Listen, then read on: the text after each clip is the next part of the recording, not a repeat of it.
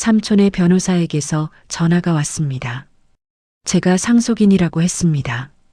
처음엔 장난 전화인 줄 알았습니다.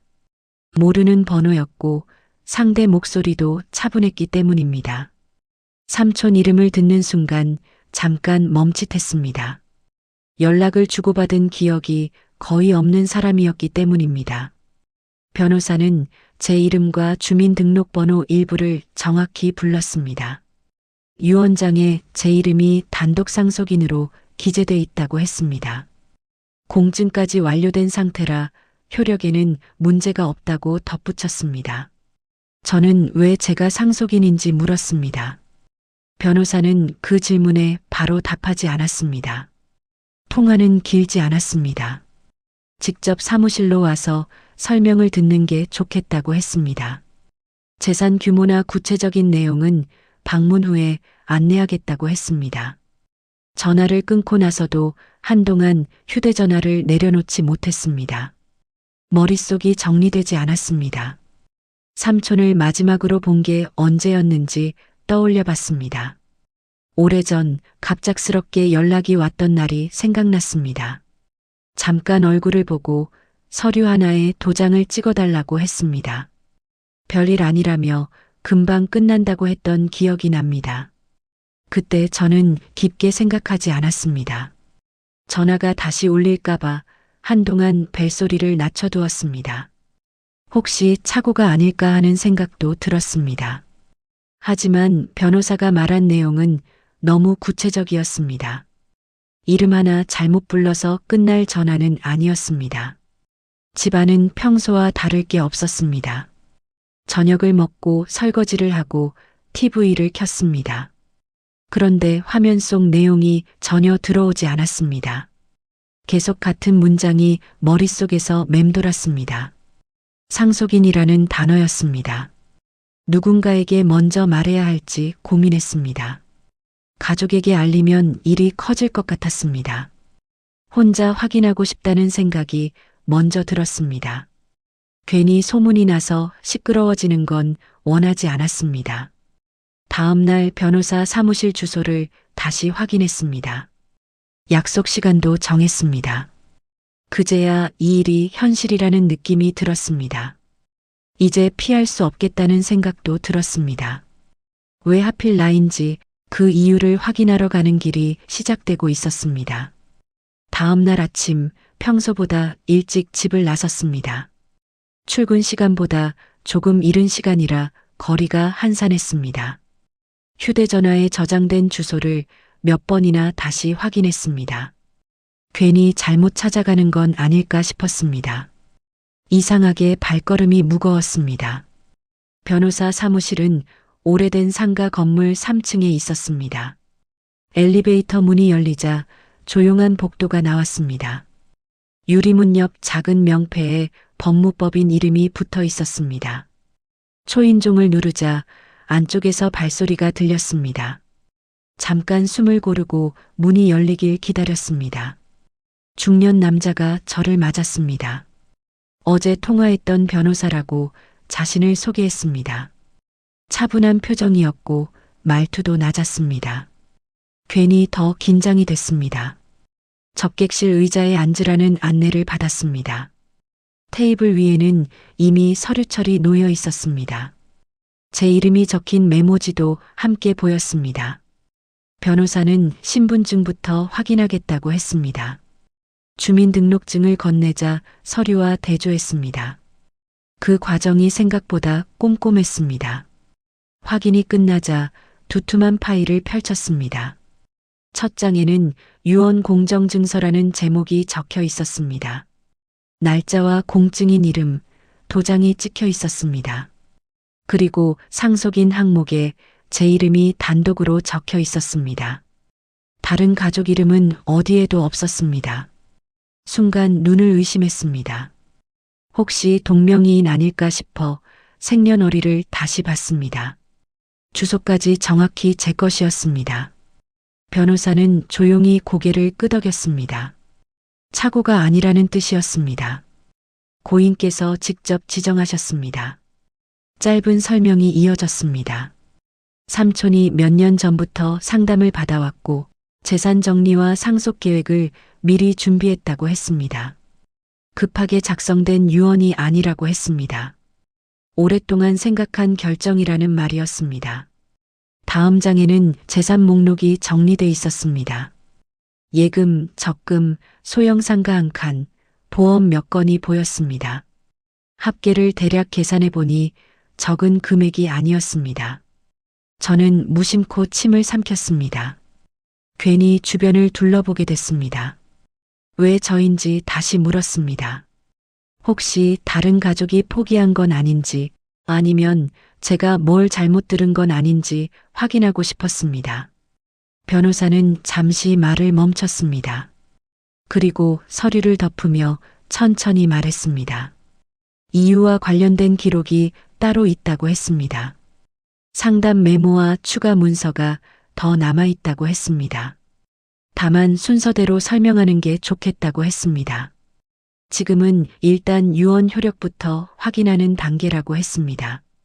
저는 그 말을 듣고 더 혼란스러워졌습니다. 서류 사본을 받아 가방에 넣었습니다. 종이 무게가 괜히 묵직하게 느껴졌습니다. 사무실을 나오면서도 실감이 나지 않았습니다. 그냥 평범한 하루가 갑자기 방향을 바꾼 기분이었습니다. 이제부터 진짜 일이 시작된다는 생각이 들었습니다. 사무실을 나와 집으로 돌아오는 길에 휴대전화가 계속 울렸습니다. 처음에는 모르는 번호였습니다. 받지 않고 넘겼는데도 비슷한 번호가 반복해서 찍혔습니다. 집에 도착했을 때는 부재중 알림이 여러 개 쌓여 있었습니다. 가장 먼저 온 메시지는 사촌 형이었습니다. 어디서 제 번호를 다시 알았는지 의아했습니다. 안부 인사도 없이 바로 본론이 적혀 있었습니다. 삼촌 유언 이야기를 들었다는 내용이었습니다. 소식은 생각보다 빨리 퍼졌습니다. 제가 따로 말하지 않았는데도 친척 몇 명에게서 연락이 왔습니다. 조심스럽게 묻는 사람도 있었고 노골적으로 따지는 사람도 있었습니다. 축하라는 말 뒤에 꼭 질문이 붙었습니다. 왜 제가 상속인이냐는 물음이었습니다. 사촌 형은 전화를 걸어왔습니다.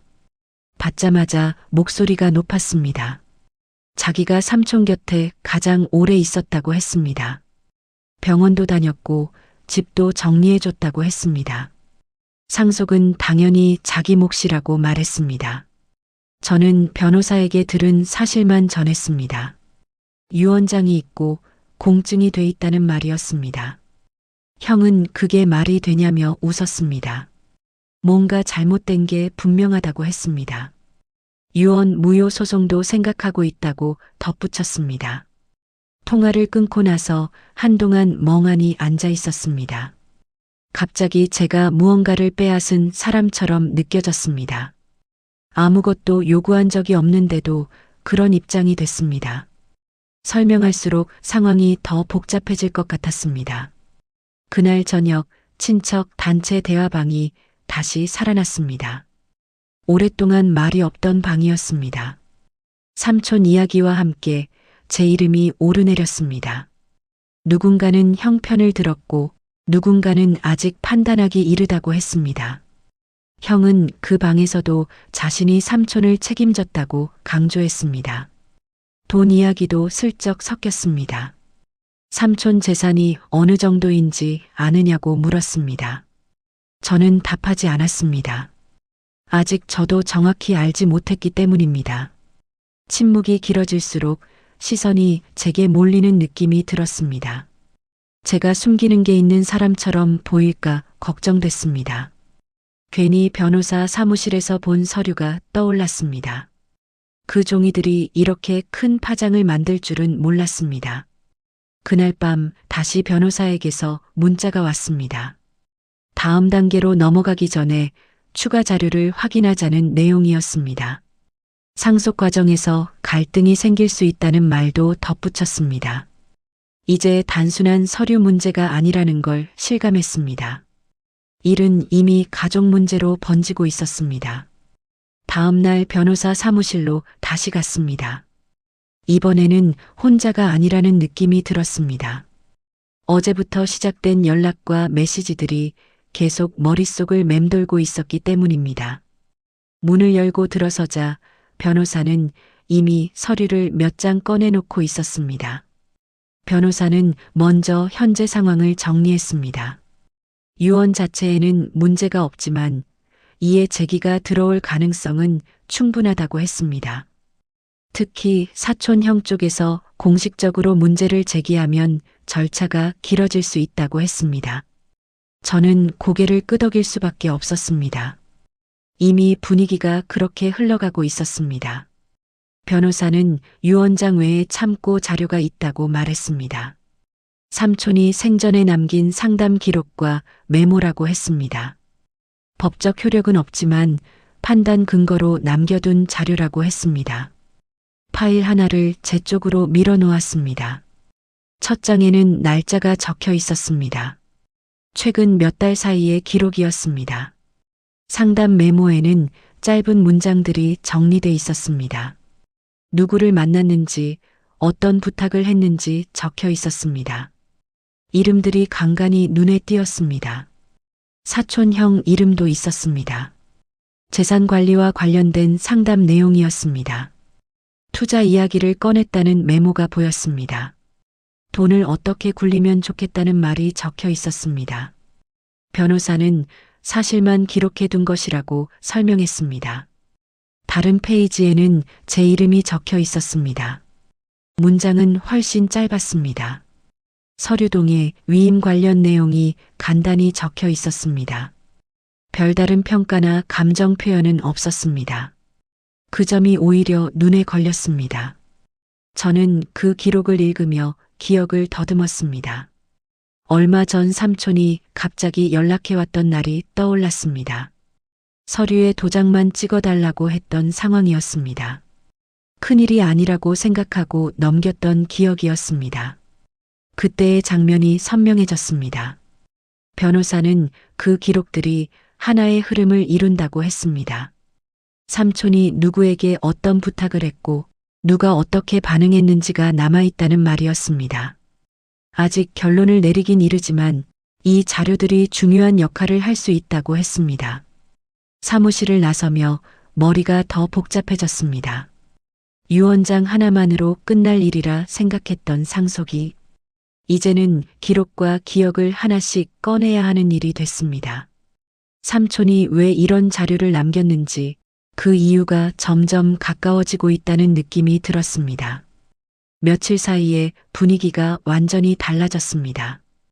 단순히 유언장을 확인하는 문제가 아니라 누가 더 가까웠는지를 따지는 싸움이 되어버렸습니다. 제 의사와 상관없이 저는 그 중심에 서 있었습니다. 전화벨이 울릴 때마다 괜히 한숨부터 나왔습니다. 사촌 형에게서 다시 연락이 왔습니다. 이번에는 만나서 이야기하자고 했습니다. 피할 이유도 없어 근처 카페에서 보기로 했습니다. 약속 시간보다 먼저 도착했는데 형은 이미 앉아 있었습니다. 표정이 좋지 않았습니다. 형은 앉자마자 말부터 꺼냈습니다. 자기가 삼촌을 가장 많이 챙겼다고 했습니다. 병원도 데려다주고 집 정리도 해줬다고 했습니다. 삼촌이 아프면 항상 자기가 불려갔다고 했습니다. 저는 그냥 듣고만 있었습니다. 그러더니 갑자기 목소리가 높아졌습니다. 제가 뭔가 따로 받은 게 있지 않냐고 물었습니다. 몰래 재산 이야기를 나눈 적 있지 않냐고 캐물었습니다. 제가 계속 아니라고 하자 답답하다는 듯 고개를 저었습니다. 대화가 점점 신문처럼 변했습니다. 저는 변호사에게 받은 자료 이야기를 꺼냈습니다. 삼촌이 남긴 기록이 있다고 말했습니다. 형은 그딴 건 믿을 게 못 된다고 했습니다. 종이 몇 장으로 사람을 판단할 수 없다고 했습니다. 하지만 말끝이 점점 짧아졌습니다. 며칠 뒤 변호사에게 다시 연락이 왔습니다. 형 측에서 유언 무효 가능성을 검토 중이라고 했습니다. 그래서 관련 자료를 더 정리하고 있다고 했습니다. 저는 사무실로 다시 찾아갔습니다. 이제는 피할 수 없다는 생각이 들었습니다. 변호사는 차분하게 서류를 펼쳤습니다. 삼촌이 남긴 위임 요청 기록들이었습니다. 누구에게 어떤 서류를 부탁했는지 날짜별로 정리돼 있었습니다. 형 이름 옆에는 거절 표시가 몇 번이나 찍혀 있었습니다. 바쁘다거나 책임지기 어렵다는 메모가 붙어 있었습니다. 반대로 제 이름 옆에는 짧은 표시만 있었습니다. 동의, 서명, 보증 완료 같은 단어였습니다. 특별한 설명도 없었습니다. 그냥 처리됐다는 표시뿐이었습니다. 그 단순함이 오히려 눈에 들어왔습니다. 형은 늘 자신이 삼촌을 돌봤다고 말했습니다. 하지만 공식 서류에는 형 이름이 거의 보이지 않았습니다. 돈 이야기와 관리 이야기는 많았지만 정작 책임이 따르는 문서에는 없었습니다. 말과 기록이 서로 다른 방향을 가리키고 있었습니다. 그날 집으로 돌아오는 길에 마음이 복잡했습니다. 누가 더 착했는지를 따지는 문제가 아니라는 걸 알았습니다. 삼촌은 감정보다 다른 기준으로 사람을 보고 있었던 것 같았습니다. 그 기준이 무엇인지 이제 조금씩 윤곽이 잡히기 시작했습니다. 머릿속에는 형의 말과 서류 속 기록이 계속 겹쳐 떠올랐습니다. 무언가 중요한 조각을 놓치고 있다는 느낌이 들었습니다. 그날 밤 잠자리에 들어서도 쉽게 잠들지 못했습니다. 새벽에 문득 한 장면이 떠올랐습니다. 얼마 전 삼촌에게서 갑작스럽게 연락이 왔던 날이었습니다.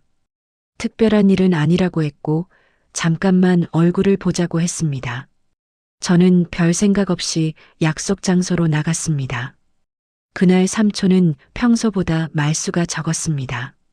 안부를 몇 마디 나눈 뒤 바로 서류 봉투를 꺼냈습니다.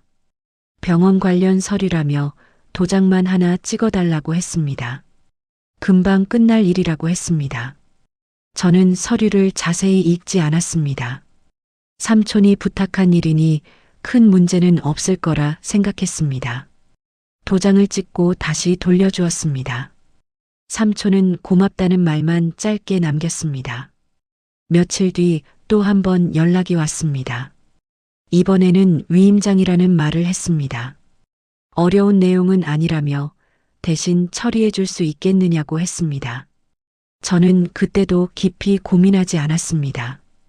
당시에는 그 일이 왜 필요한지도 묻지 않았습니다. 삼촌이 알아서 정리하고 있다는 생각이 컸습니다.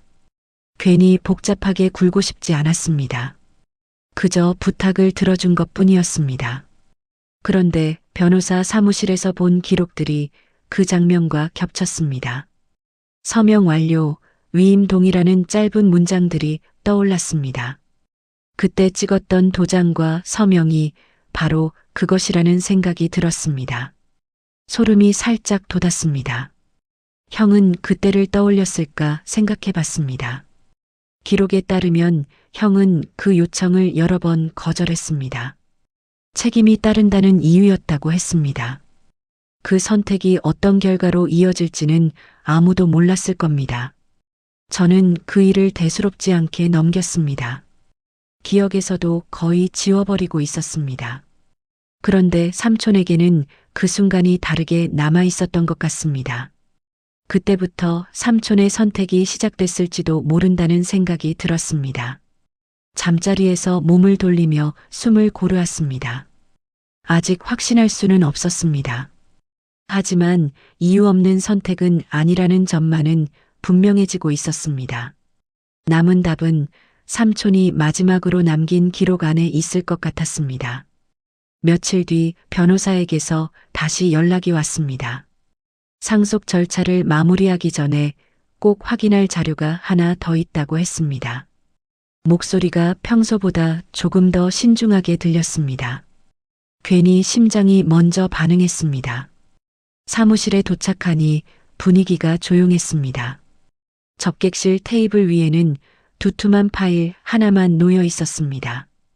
변호사는 형 쪽에서도 더 이상 뚜렷한 근거를 내놓지 못하고 있다고 했습니다. 그래도 마지막으로 정리해야 할 문서가 남아 있다고 했습니다. 그는 파일을 천천히 펼쳤습니다. 공증 도장이 찍힌 서류 몇 장이 보였습니다. 제목에는 위임장, 보증동의서, 집행협조인 지정서 같은 단어가 적혀 있었습니다. 모두 법적 효력이 있는 문서라고 설명했습니다. 첫 번째 서류 하단에 제 이름이 보였습니다. 제 서명과 도장이 선명하게 찍혀 있었습니다. 날짜를 보니 얼마 전이었습니다. 그날 삼촌을 잠깐 만났던 바로 그날이었습니다. 다음 장에도 같은 이름이 반복됐습니다. 병원 보증인 항목, 재산 정리 위임 항목, 유언 집행 협조인 항목까지 모두 제 이름이었습니다. 우연이라고 보기엔 너무 많았습니다. 형 이름을 찾아봤습니다. 몇 장 넘겼지만 나오지 않았습니다. 변호사는 형에게도 같은 요청이 있었지만 대부분 거절 의사를 밝혔다고 조용히 말했습니다. 공식 기록으로 남아있다고 했습니다. 그 말을 듣는 순간 형이 했던 말들이 떠올랐습니다. 자기가 가장 가까웠다고, 누구보다 많이 챙겼다고 했습니다. 하지만 책임이 따르는 서류에는 없었습니다. 말과 행동이 서로 달랐다는 걸 이제야 알았습니다. 변호사는 마지막 봉투 하나를 꺼냈습니다. 삼촌이 직접 작성한 개인 메모라고 했습니다. 법적 효력은 없지만 의사를 남겨둔 기록이라고 했습니다. 괜히 숨이 가빠졌습니다. 그 봉투를 보는 순간 이제 정말 이유를 알게 되겠다는 생각이 들었습니다. 왜 하필 저였는지 그 질문의 답이 바로 앞에 놓여 있었습니다. 손끝이 살짝 떨렸습니다. 변호사는 봉투에서 서류를 꺼내 바로 펼쳤습니다. 공증 도장이 찍힌 문서들이 테이블 위에 나란히 놓였습니다. 병원 보증인, 행정위임인, 유언 집행협조인, 항목이 바뀌어도 같은 이름이 반복됐습니다. 전부 제 이름이었습니다. 서명 아래 찍힌 도장이 낯익었습니다. 얼마 전 삼촌이 서류 하나만 부탁한다며 찾아왔던 그날이 떠올랐습니다. 아무 생각 없이 찍었던 바로 그 도장이었습니다. 변호사는 다른 묶음도 보여줬습니다. 형 관련 기록이라고 했습니다. 상담 내역은 여러 장이었습니다. 재산 이야기, 관리 이야기, 분배 이야기. 하지만 정작 서명이 필요한 칸은 비어 있었습니다. 옆에 작은 메모가 붙어 있었습니다. 보증 거절, 위임 거절, 책임 부담으로 사양. 비슷한 표시가 여러 번 반복돼 있었습니다. 그 차이가 한눈에 보였습니다. 변호사가 조용히 말했습니다. 책임 서류에 서명한 분이 선생님 한 분뿐입니다. 그 한마디로 충분했습니다. 더 물을 것도 없었습니다. 삼촌이 저를 고른 게 아니었습니다. 그냥 끝까지 이름이 남아있던 사람이 저뿐이었습니다. 유언은 그대로 확정된다고 했습니다. 다툴 일도 추가로 처리할 일도 없다고 했습니다. 며칠 전까지 시끄럽던 연락도 거짓말처럼 끊겼습니다. 봉투를 받아들고 사무실을 나왔습니다. 손에 쥔 종이는 가벼웠는데 마음은 이상하게 묵직했습니다. 특별한 이유는 끝내 듣지 못했습니다. 그래도 저는 알 것 같았습니다. 삼촌이 마지막에 떠올린 사람이 저였다는 걸요.